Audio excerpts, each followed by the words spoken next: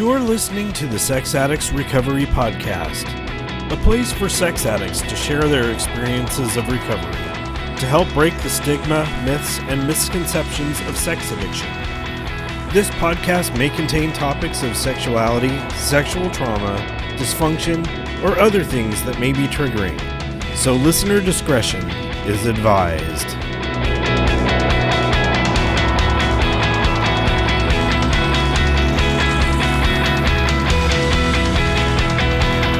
Hello, and welcome to the Sex Addicts Recovery Podcast. My name is Jason, I'm a sex addict, and I will be your podcast host for today. What's going on, everyone? Welcome to episode number 32 of the podcast. Today is going to be a roundtable discussion around the 9th step promises and step 9. The subject of this conversation came to us from LJ, who was a previous guest. And on this conversation, we're also joined by Bob, who has been a previous guest, yet unnamed. And he was on episode number 4 around the 3 circles. So it was a really fun conversation that we had. And before getting to the conversation, I was going to read the 9th step promises, but we ended up reading that in the midst of our conversation. So instead, I wanted to read from the Green Book around step 9, and this is on page 48. Step 9, made direct amends to such people wherever possible, except when to do so would injure them or others. In taking the 9th step, we act on the knowledge that what we do really matters, that our actions have consequences in the world, for good or ill.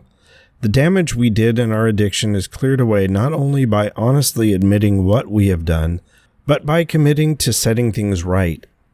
Reaching out to others to acknowledge and heal the wrongs of the past brings us freedom and serenity in the present. We call this process making direct amends.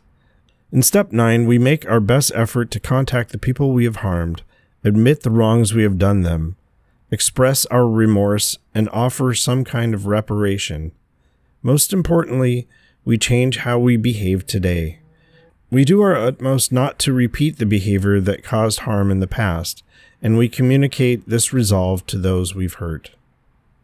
I am currently in the middle of step 9 in my Monday night step group, which Bob is part of and co-leads that meeting.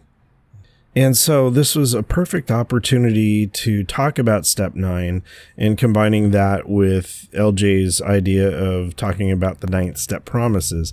We read the promises at the end of every meeting, so a lot of people are going to be familiar with this reading. I'm just about to turn it over to that conversation. A little setup to the beginning of the recording. We were talking about the difficulties in getting the recording going. I missed 1 week of recording due to circumstances beyond my control, and I was grateful for LJ and Bob to show up the second week to be able to record this conversation. Anyway, here it is, the 9th step promises. I hope you enjoy it.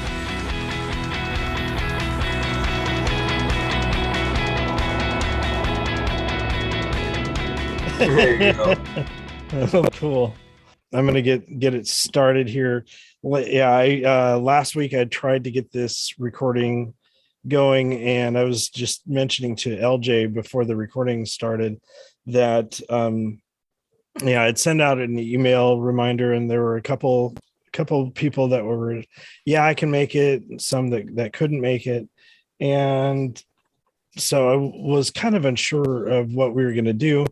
And then my son had a friend come over for a play date, and that kind of threw a monkey wrench into my whole recording. I usually have Tuesdays and Wednesday evenings set aside for doing podcast recordings. And when his friend was over, I thought that he would be gone by the time I actually started recording, but he was still here. And so I had a couple of noisy kids behind my green screen and people knocking at the door, and I said, fuck, I can't do that, do it this week, and was kind of frustrated over it, but I was grateful that we were able to recoup, resend out the email. And on today's episode, we have LJ and Bob, and we have a listener listening in as well. So anyway, one of the things that we were talking about at our meeting, it was got to have been a month or two ago. LJ, you mentioned that doing an episode around the 9-step promises would be a really cool idea. And Bob here is running our step study meeting and we are currently on step 9. And so things are kind of coinciding to talk about working step 9 and the 9-step promises. And I'll probably either read now or maybe later or in recording the intro what the 9th-step promises are. But LJ, I wanted to turn it over to you to talk about why you thought this would be a really cool idea for the podcast. Well, thanks. When I first got into the rooms, one of the things that struck me was when we read the promises, and there are only 15 lines in the promises. They're actual promises. Each one's its own unique promise. And the thing that struck me was that where I was in my life, I was so downtrodden and life had been so chaotic that hearing these promises for the very first time, I was taken aback and I cried because here was something that was given to me freely that allowed me to look forward in my recovery such that I was able to see the light from the darkness. And the promises really, they congealed the whole aspect of the step work and the steps. And as Bill Wilson put it so succinctly, these promises, they come to fruition for anybody who does the work.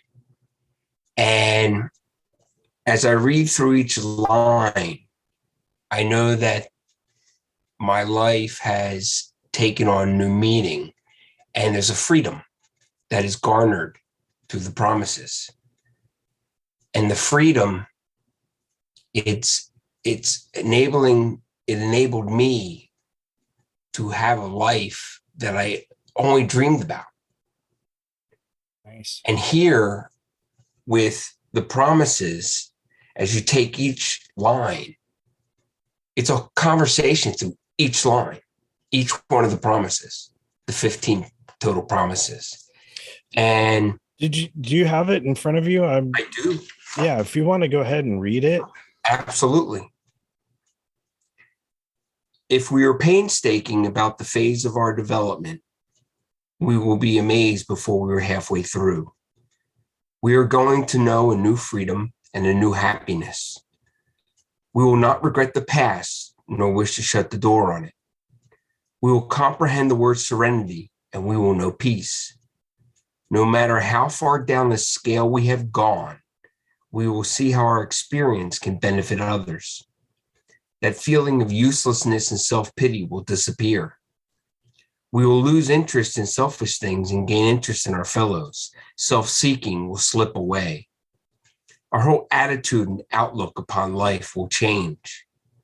Fear of people and of economic insecurity will leave us. We will intuitively know how to handle situations which used to baffle us. And we will suddenly realize that God is doing for us what we could not do for ourselves. Are these extravagant promises? We think not. They are being fulfilled among us, sometimes quickly, sometimes slowly. They will always materialize if we work for them. Yeah, such a beautiful thing. Um, One of the things that reciting the third step prayer was kind of the first thing that allowed my shoulders, instead of being all hunched up, allowed me to relax. And reading the promises, it's like, I can get a sigh of relief. And early on, I didn't know um, quite how that would manifest in terms of the economic insecurity was huge for me, and I'll get to that a little bit later, and fear of people as well. But so many of those promises. Um, I wanted to, Bob, while you're here, we are currently working on step 9, and I wanted to uh, turn it over to you to see what your thoughts on the promises were, and actually working the step. Yeah, thanks. And so, first of all, these are the ninth step promises, or they're called that because they go along with the text in the big book in the AA having to do with step 9, which is where we make direct amends to people who we've harmed wherever we can, unless to do so is going to injure them or other people in doing so. So we try not to do further harm, just to going out of our way to make amends, but where we can make things right, which we already looked at step 8, we made a list of people we've harmed, and we asked ourselves, will we make this right if we could? And where we can, we can go forward and try to do that in step 9. And these promises are then associated with that. And it's amazing how we start to realize these promises in full as we work step 9. A lot of these things really do come to fruition. Now they come around in various stages, a lot of the way working through the steps, but they're primarily associated with step 9. And if you had to have me describe why it works this way, I don't know. I don't know why the steps work, but they keep working. So I've sometimes said I don't really know how my microwave oven works either, but I still use it on a daily basis, and it makes my life better. I use the steps; they make my life better. As far as the steps go, I could read every one of those lines and highlights what ways in my life that they've come true. There were big ones that jumped out at me right away. The idea of not regretting the past nor wishing to shut the door on it. When I was new in program, really did seem pretty extravagant to me. They say these extravagant promises. Yeah, they sounds kind of extravagant, except that I learned to trust in the program early on that there were so many people who'd walked this path before me, and it was working for them, that it was the same as having people tell me this is the road to Chicago. I can't see Chicago from here. I've never been there, but people tell me it goes there if I just follow the path. And is it that hard to believe? So I tried it, right? Well, even if I don't really believe it, I'm Chicago, I'm not sure that exists, right? But I'm going to try it because people tell me it goes there. And I could get into a lot of examples, but I'll stop talking there and just say, yeah, it has been working for me. Yeah. One of the things, uh, intuitively knowing how to handle situations which used to baffle us, that was a weird thing for me. All of a sudden, I can't pinpoint exactly where it was, but I would be in a difficult situation, and it's like all of a sudden I have an arsenal of program tools of various step work, things, when I would be agitated at work or in traffic or whatever. And that would get me fuming, and that leads to entitlement and justifications for me finding a way to relieve myself by acting out. And that was my path. That was the way that I always solved my problems. And having, been through the steps, I can walk it back to, doing a fourth step and kind of walking through the resentment, figuring out what character defect is arising from that.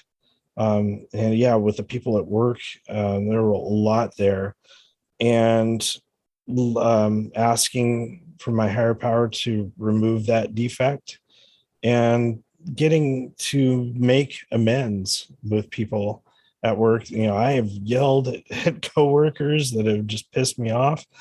And being able to go through and make that amends was not something that I would have ever done in the past. And it's like, no, fuck it. You're an asshole.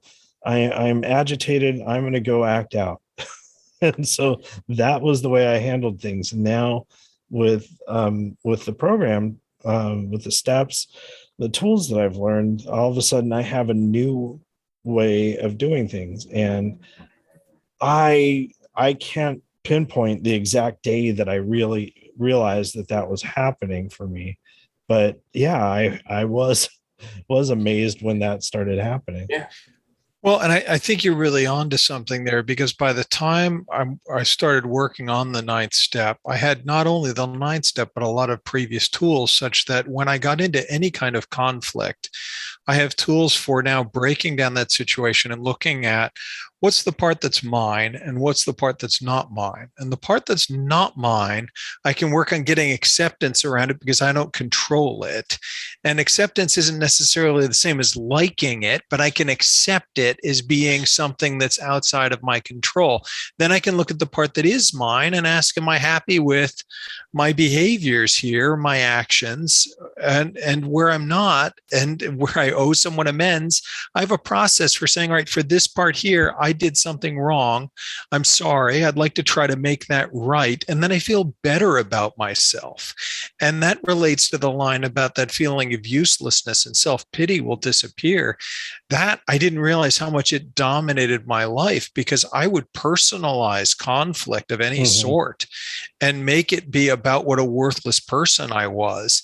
And then any of my acting out behaviors, of course, only amplified that effect and proved that I was worthless. So, which I would then try to compensate for by more acting out. So I was really stuck in a pattern where I could never have these promises in my life. Now with sobriety and recovery, the tools of the program, yeah, the ninth step promises are real. Yeah, LJ, do you have more thoughts there? Well, it's true. It's just that as I go ahead and if I've wronged someone in any way, shape, or form, I'm able to go ahead and take responsibility for it and, make the amends. And it goes ahead and sets a whole ball rolling, which just keeps furthering the promises again, consistently just rolling forward. It just, for everything that used to be an issue, as it says, fear of people and economic insecurity will leave us, all of a sudden that drifted apart. It was gone. It was like, I knew how to handle myself, with others, to not cause the conflict in the beginning. I knew how to address myself in such a way that I had the experience that I had garnered from going through the steps and taking care of getting rid of all the baggage and my resentments and my fears, my harms. And now I was moving in a totally different direction. And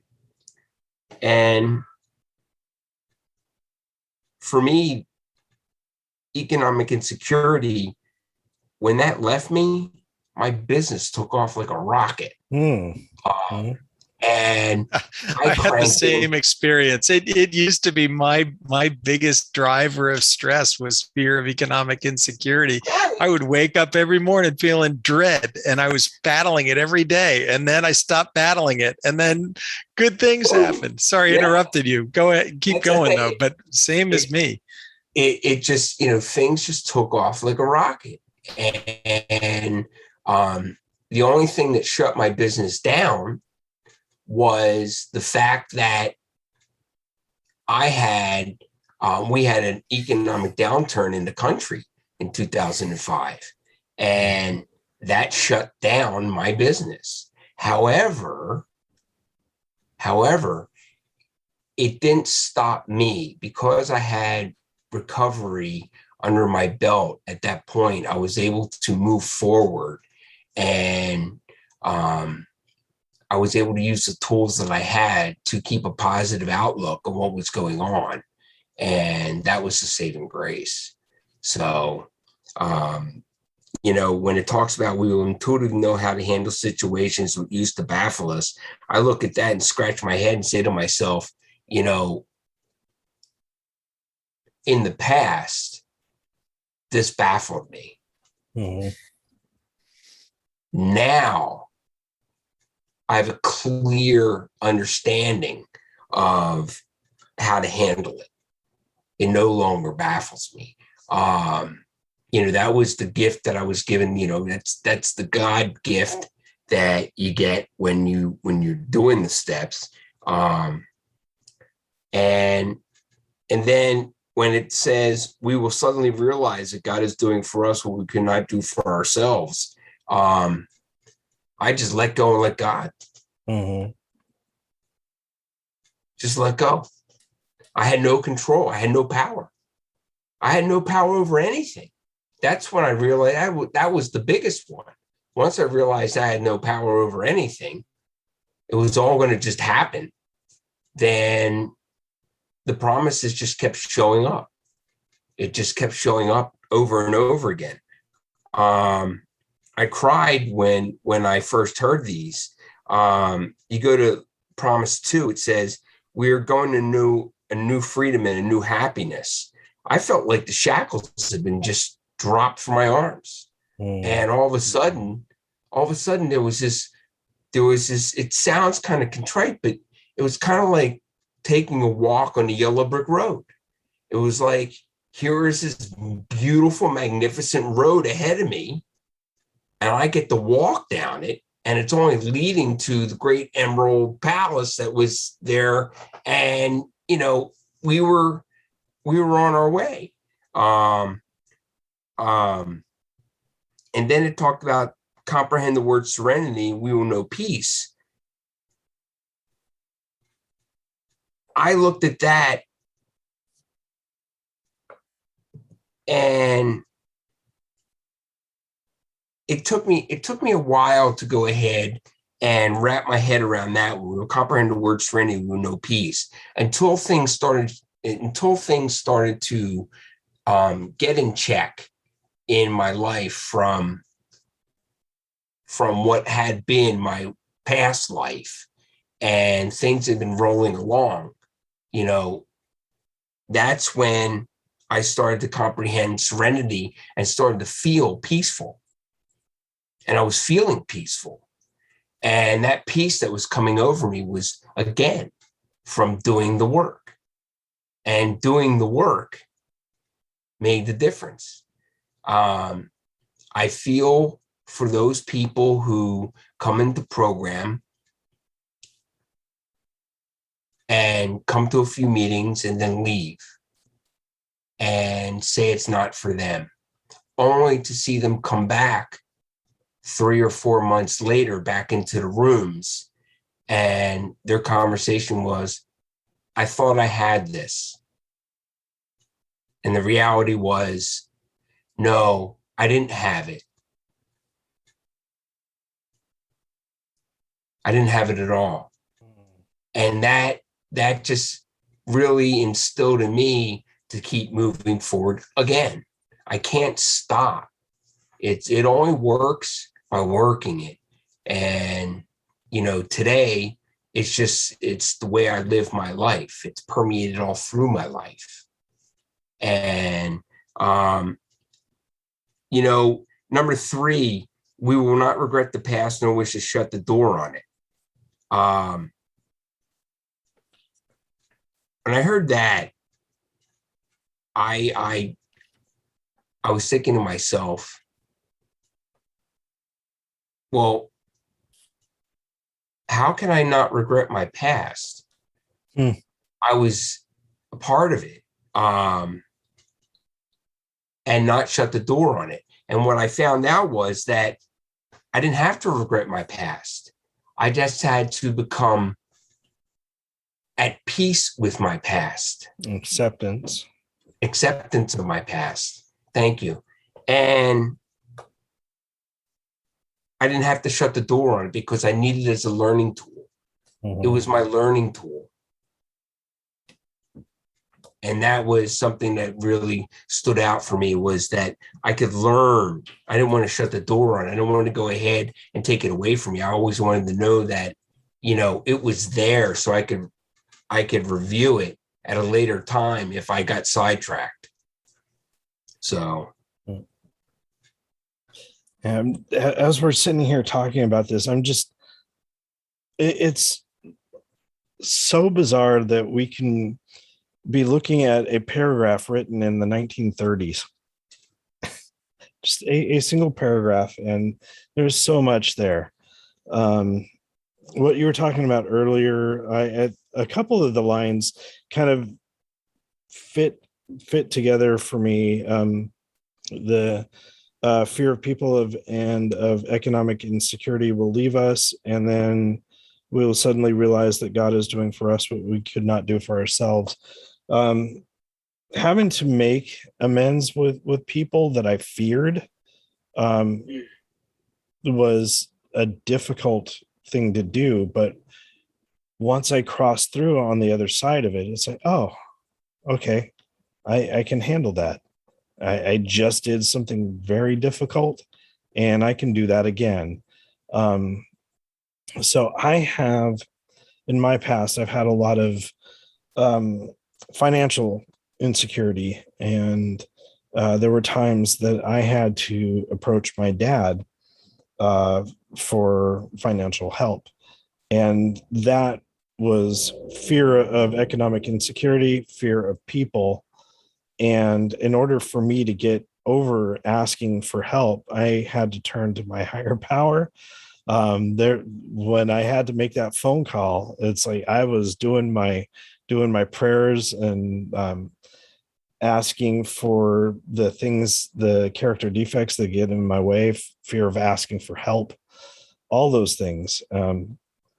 And having gone through the steps and letting those fears aside, or turning them over to my higher power, I was able to ask my dad for help when needed, and he was always there for me. But he was a very strict, not necessarily strict, but a stern person, and so I've always felt very uncomfortable, but he was always there for me. And it was my fears blocking me, fear of asking for help, and the other financial fears, and letting all that stuff go when there were times where I thought that we weren't going to be able to pay rent. And okay, so what happens if I'm not able to pay rent? We have family, and the family is there to take care of us. A higher power will provide for whatever the outcome is. Things will be in place. And we had several other little things there to backfall on if things went bad. But like so many worries, 99% of them never came to fruition.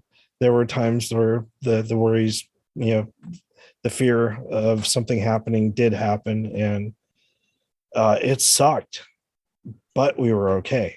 Yeah. And so, just knowing that with the program, with having a family in the program, and blood family, that that things would be better on the other side.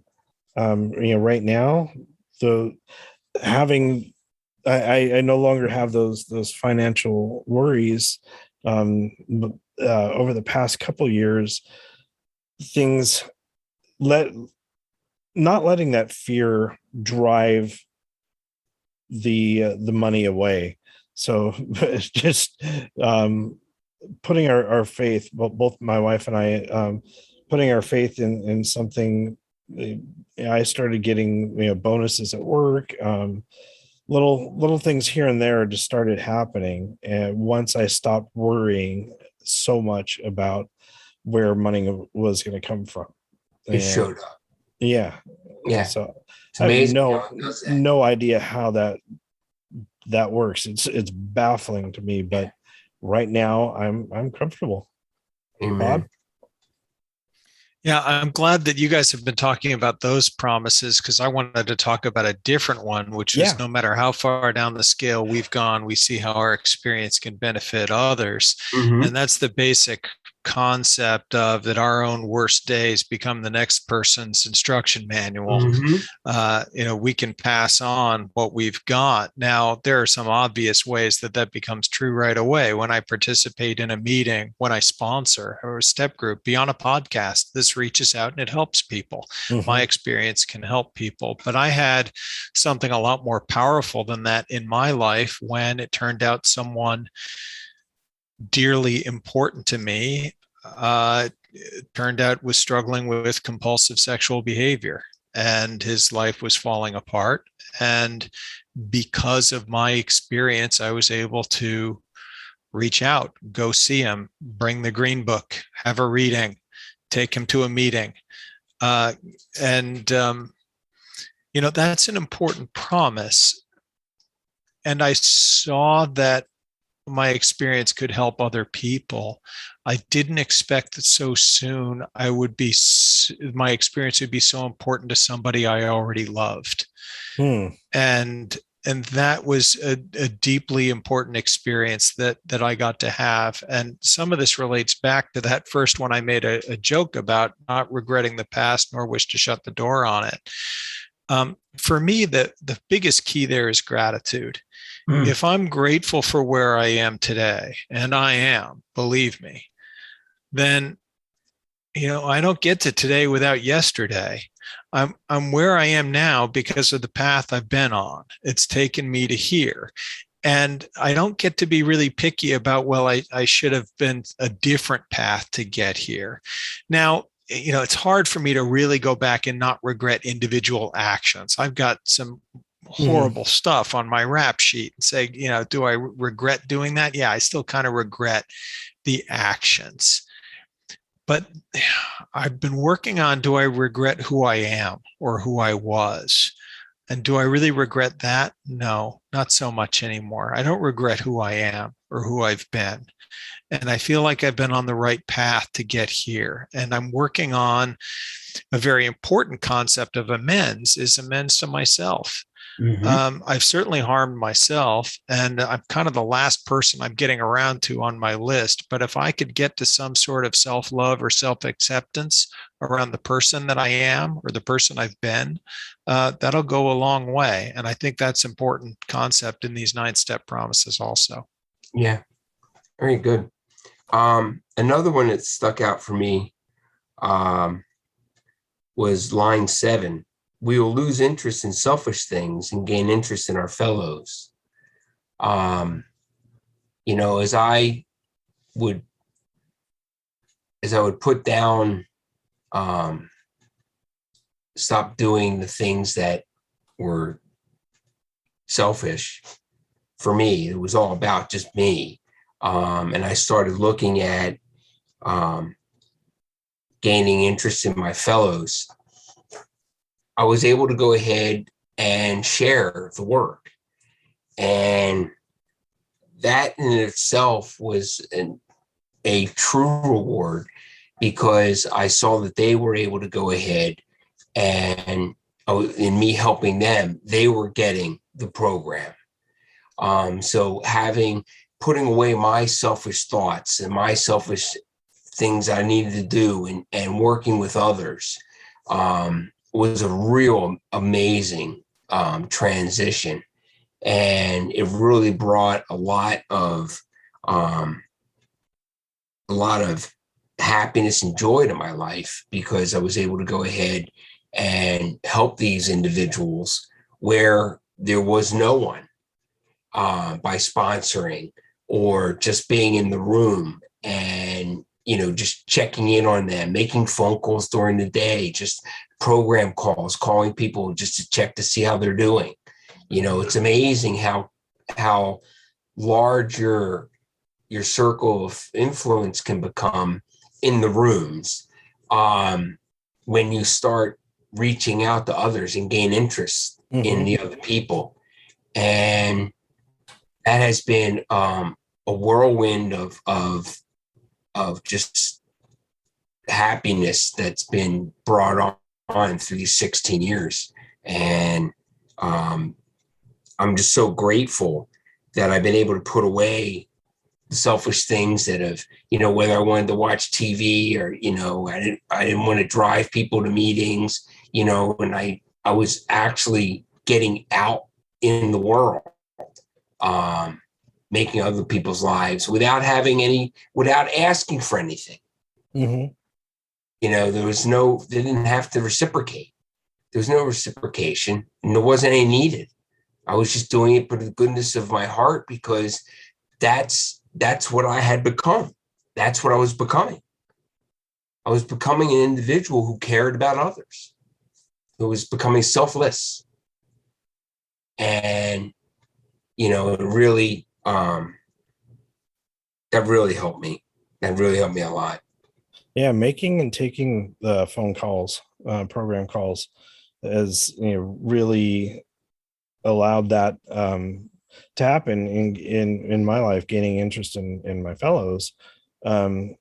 Before I would make calls just because I was either in crisis or shit was going wrong with me, and it's all about me. And now I'm, a lot of times, I still make calls when things are going on with me, but I always make sure, how are you doing? What things are going on in your life? And having that back and forth.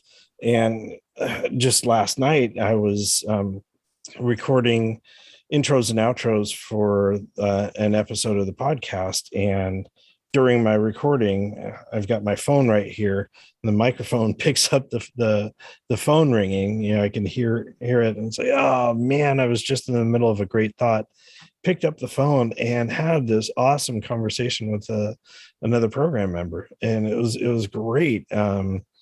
And just getting to go back and forth and voicing concerns about things that had happened at a meeting, and each of us wanting to get the opinion of each other, but also checking in on how we're feeling. So that's a marvelous thing. A lot of times, I have been guilty of, someone asking me about my day, and I just rattle on and on and on and on and on and on. All right, see ya. And now it's like, oh yeah, I'm not the only person here. So gaining interest in how someone else is doing, that that is a promise that has definitely come true for me. Yeah. It feels so good.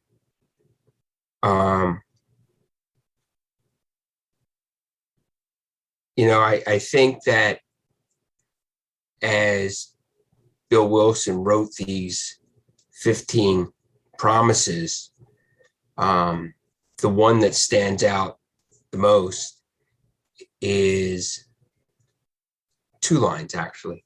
The first line: if we were painstaking about this phase of our development, we will be amazed before we're halfway through.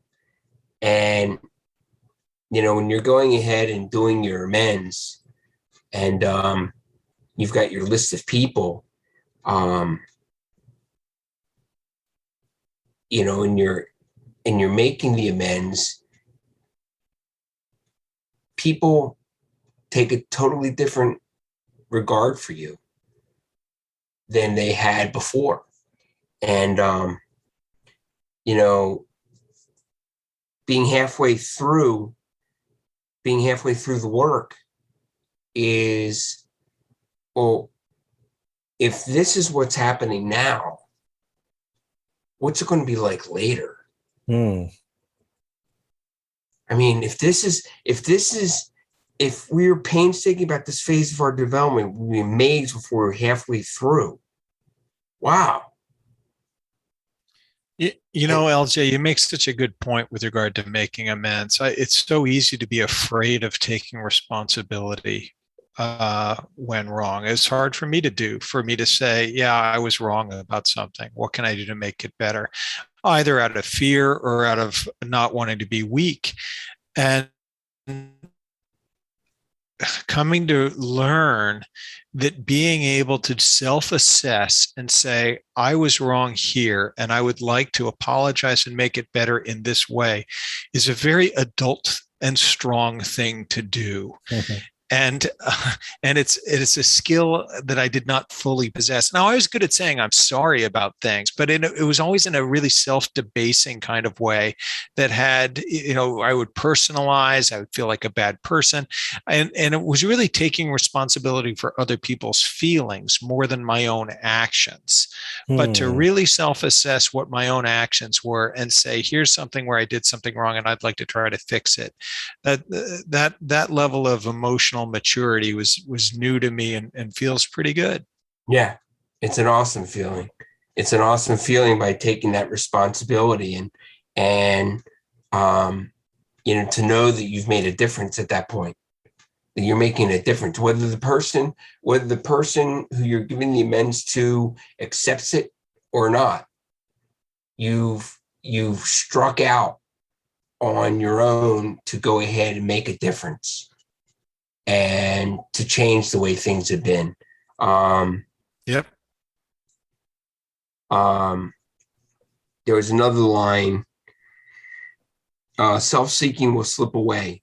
That's always, we lose interest in selfish things and gain interest in our fellows. And then right after that, it says self-seeking will slip away.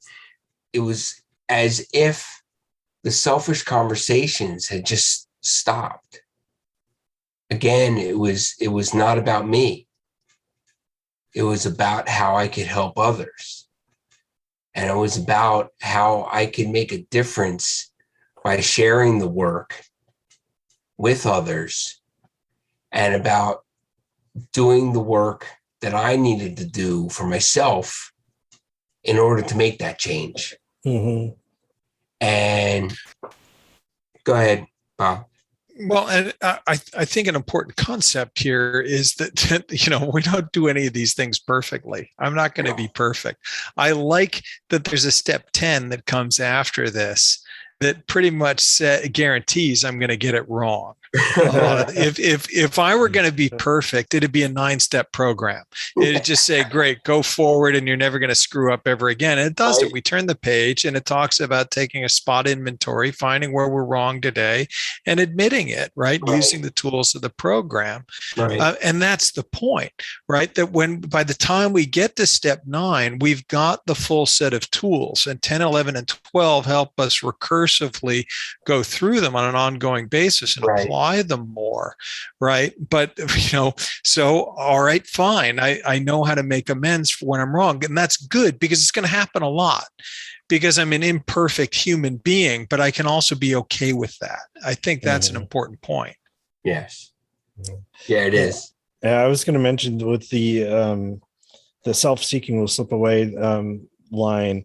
A lot of times when I'm doing work with either a sponsee or a newcomer, and we're on a phone call and we're talking about various concepts, and I'm so sorry for taking up so much of your time, and it's like no, this is good. This this benefits me just as much as it benefits you, and so I get to reinforce the principles of the program and having these conversations and helping people through their step work. So if I have that time available to give freely of what I've learned, I'm no longer thinking of myself.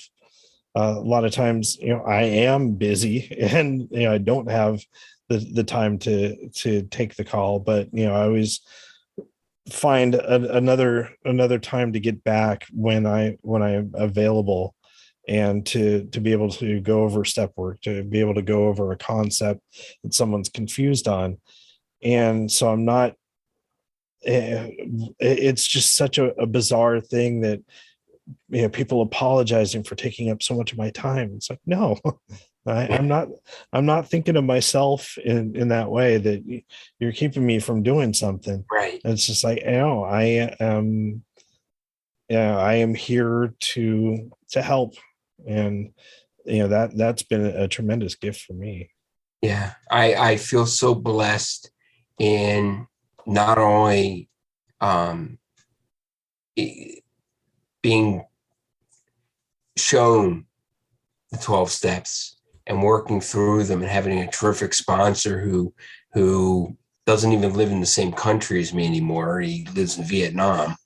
But it's, we were on a call today. I talk to him, weekly. I talk to him sometimes a couple times a week. The amazing thing is that this work works. It's tried, it's true, and it's worked for millions of people around the world. Mm-hmm. It works. And all you have to do, it says on line 15, they will always materialize if you work for them. And it's like, I don't know of a greater line that stamps its mark of approval and says, look, we guarantee it. I mean, that's Bill Wilson's guarantee. It works. All you have to do. Yeah. If you work it. Yeah. If you work it, it works. And I was like, here in this short paragraph, I got my life back. The promises were given to me. These are given to everyone if we choose to accept them. Mm-hmm. Mm-hmm. And I chose to accept them, and that's why they're so important to me.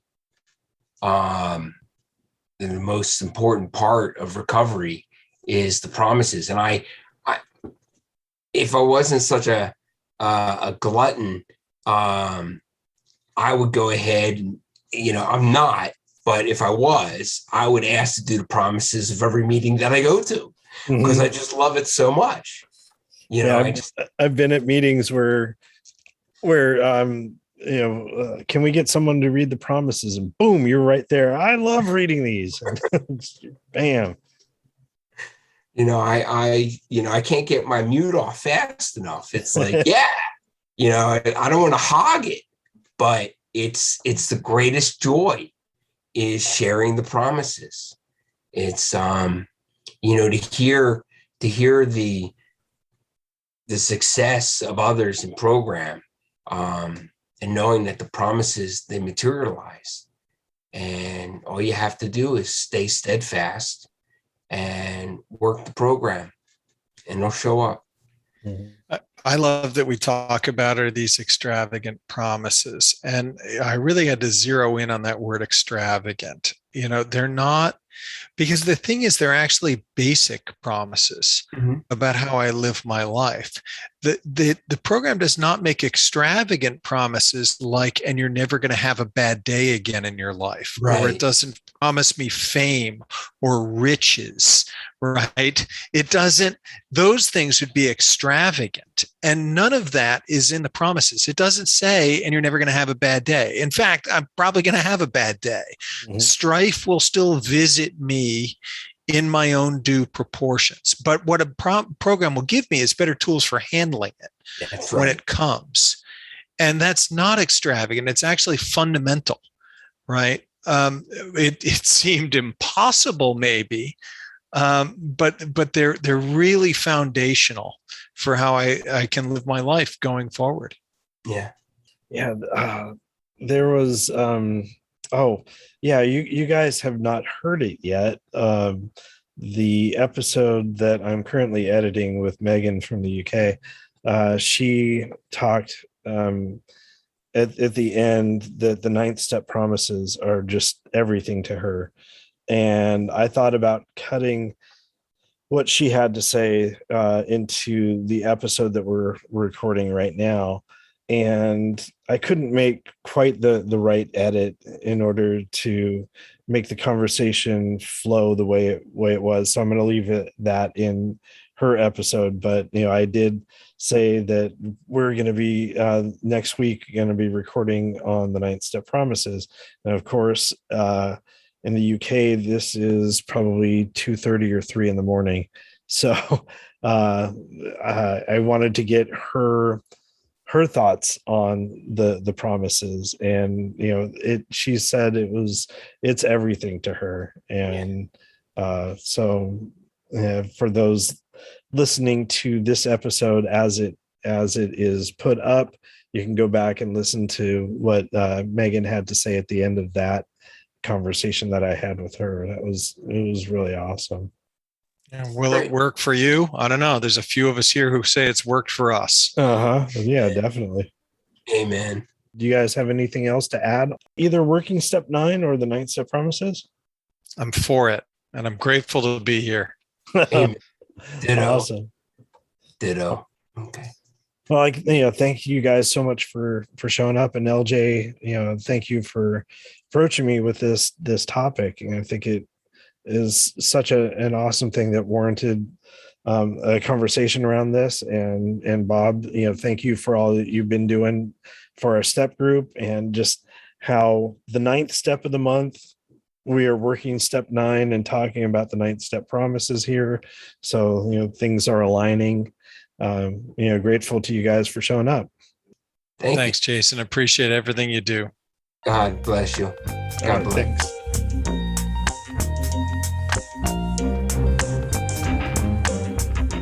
I'm so grateful for LJ and Bob having this conversation with me. I think it was really awesome, and something that I've been meaning to talk about on the podcast for quite some time. One of the songs that I've been dying to share has been around step 9. And this comes from the band Dream Theater, and they're a progressive metal band. And the song is very mellow. It's called Repentance, and it is part of what's called the 12-step suite. This is made up of 5 different songs that are on different albums, and if you line them up, they tell the story of going through the 12 steps in the drummer's healing process. He wrote the lyrics for these songs, and the song Repentance is on step 9. The other songs that make up the 12-step suite, starting with The Glass Prison, This Dying Soul, The Root of All Evil, then Repentance, and The Shattered Forest. So all of these are combined to make the 12-step suite. And some people on YouTube have put all these songs together into 1 hour-long piece, and I'll leave the link for that in the show notes, as well as the link to the song itself, Repentance. I wanted to read some of the lyrics. And this actually covers step 8 and 9. Step 8 is making the list of all those that we had harmed, and became willing to make amends to them all. And so the lyrics start off, staring at the empty page before me, all the years of wreckage run through my head. Patterns of my life have thawed and torn me, revealing hurtful shame and deep lament. Overwhelming sorrow now absorbs me as the pen begins to trace my darkest past. Signs throughout my life that should have warned me of all the wrongs I've done for which I must repent.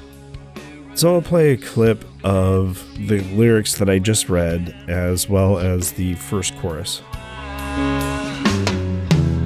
Staring at the empty page before me, all the years of wreckage running through my head.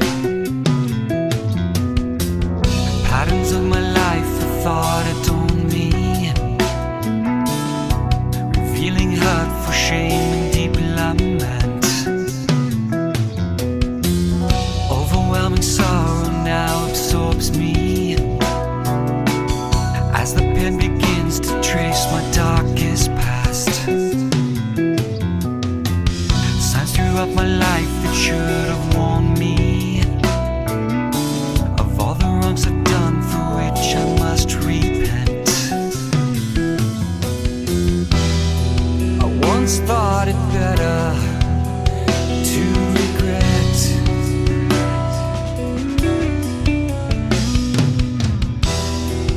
things that I have done and haven't.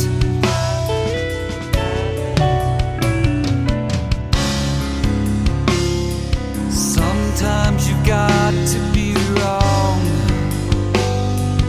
learn the hard way. Sometimes you've got to be strong when you think it's too late. What's really cool in the song towards the end, before getting to the ninth step promises, which are part of the lyrics of the song, there are a bunch of different musicians and friends of the band that each talk about something shameful in their past that they want to make amends for. And it's little voices here, left and right, and kind of mixed all in there. I recognize a few of their voices, being a metalhead myself, and so I know who they are. That's not really important, but I'll play a little clip of that here. I failed myself, and I failed my children. I want to thank you for helping me to see It's my still selfishness. really hard To tell you how regretful I am. It has hurt you. I'm sorry to visit you in the hospital. I'm here to confess to you what I did. I'm sorry that I became your friend. I don't know if I was selfish or I just was too scared to face it. I really regret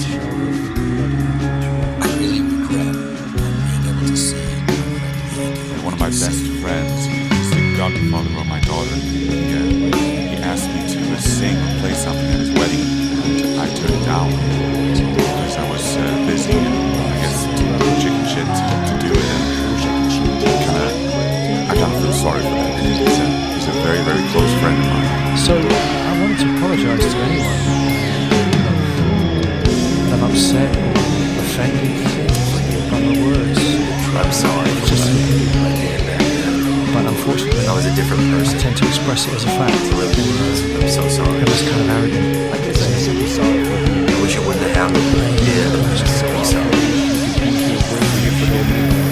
It still was. And the end of the song, I just love it, and I'll play the ninth step promises part of the song. If we are painstaking about this phase of our development, we will be amazed before we are halfway through. We are going to know a new freedom and a new happiness. We will not regret the past nor wish to shut the door on it. We will comprehend the word serenity and know peace. No matter how far down the scale we have run, we will see how our experience can benefit others. That feeling of uselessness and self-pity will disappear. We will lose interest in selfish things and gain interest in our fellows. Self-seeking will slip away. Our whole attitude and outlook upon life will change. Fear of evil and economic insecurity will leave us. We will intuitively know how to handle situations that used to baffle us. We will suddenly realize that God is doing for us what we could not do for ourselves. Are these extravagant promises? I think not. They are being fulfilled amongst us, sometimes quickly, sometimes slowly. They will all materialize as we fulfill. I hope you enjoyed that. I just love this. And I learned about this 12-step suite at an SAA convention. One of the guys that I had met there was also a metalhead. He recognized that I had a Tool shirt on, and so we started talking about Tool and other metal bands that have influenced our recovery.